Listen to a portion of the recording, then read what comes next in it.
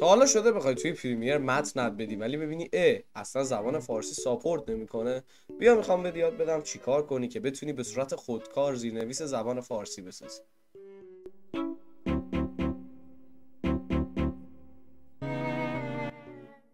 توی مرورگرتون وارد وبسایت صاف 98 میشید و در بخش سرچ کلمه ساب تایتل رو سرچ میکنید.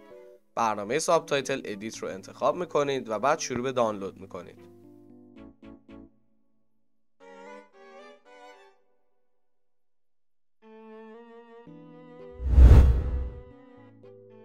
با استفاده از 7-zip یا وینرر فولدر رو اکسترکت کرده و بعد وارد میشید و شروع به نصب برنامه میکنید.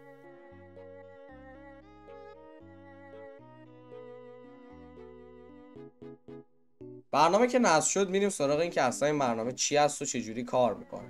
این برنامه یه نوع هوش مصنوعی که قابلیت ساختن زیرنویس با بیشتر زبانهای دنیا رو داره. کارکرد این برنامه هم اینجوریه: اول اسکن میکنه ویدیوتون و زبانش رو تشخیص میده و در آخر زیرنویسش رو میسازه. خب تا این لحظه ما فهمیدیم که این برنامه چیه، چجوری کار میکنه و نصبش کردیم روی کامپیوترمون. بریم ببینیم چجوری باید باش کار کنیم. خب وقتی که برنامه رو باز می‌کنیم با یه همچین صفحه مواجه میشیم. برای باز کردن ویدیومون میایم این بالا روی بخش ویدیو و اوپن ویدیو فایل کلیک می‌کنید. فایلتون رو انتخاب می‌کنید و باز می‌کنید. گوشه سمت راست یک صفحه کوچولو از ویدیوتون باز میشه. میتونید ویدیو رو فول اسکرین کنید، پاز کنید، صدا رو ببندید و باز کنید و پلی کنید.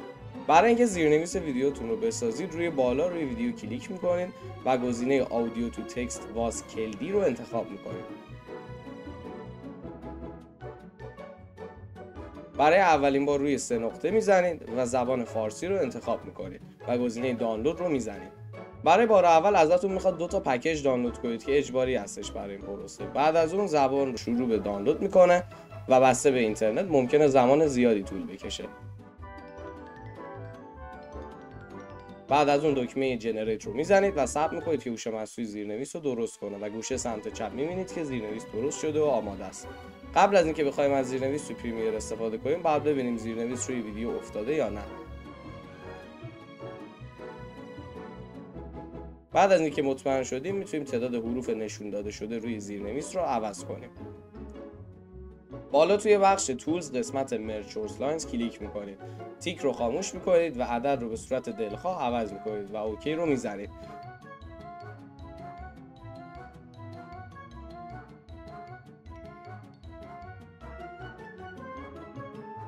توی بخش فایل سیو از رو انتخاب میکنید و مکان سیوتون رو مشخص میکنید.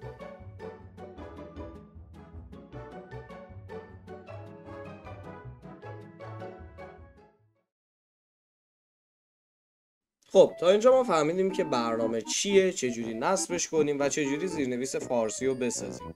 بریم سراغ پریمیر که ببینیم اصلا چجوری باید زیرنویس رو بیاریم داخل و چجوری باید بیاریمش روی ویدیو. ویدیو رو میارید روی تایملاین و فایل زیرنویس رو هم روش میکشید. یک پنجره براتون باز میشه که از اونجا فرمت رو روی ساب تایتل قرار میدید و اوکی رو میزنید. کات‌های مورد نیاز روی ویدیوتون رو به دلخواه انجام میدید.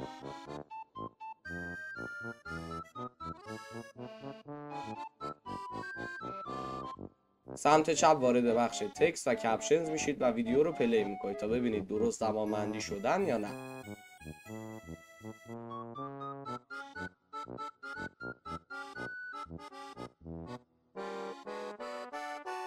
بعد روی هر کدوم از بخشا که غلط بود دوبار کلیک میکنید و متنش رو درست میکنید.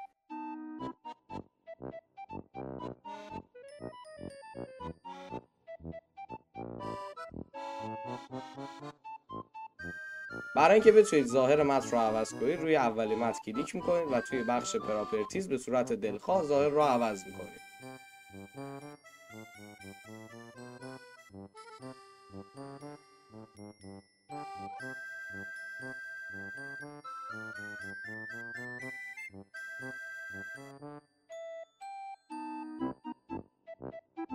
بعد از عوض کردن اولین بخش توی ترک استایل که استایل جدید میسازید، اسمش رو انتخاب میکنید و کریت رو میزنید. ظاهر همه زیرنویس‌ها مثل اولی شد. همه بخش‌ها رو انتخاب میکنید. بالا بخش گرافیک اند تایتلز آپگرید کپشن تو گرافیک رو انتخاب میکنید. اینجوری به تکست ساده تبدیل میشن.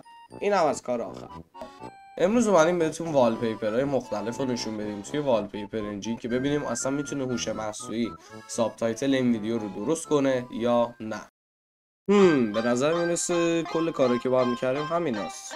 خب اینم از این. بالاخره تونستیم یه زیرنویس فارسی هم واسه پریمیر رد بدیم، به امید روزی که خود پریمیر اینو به صورت دیفالت داشته باشه.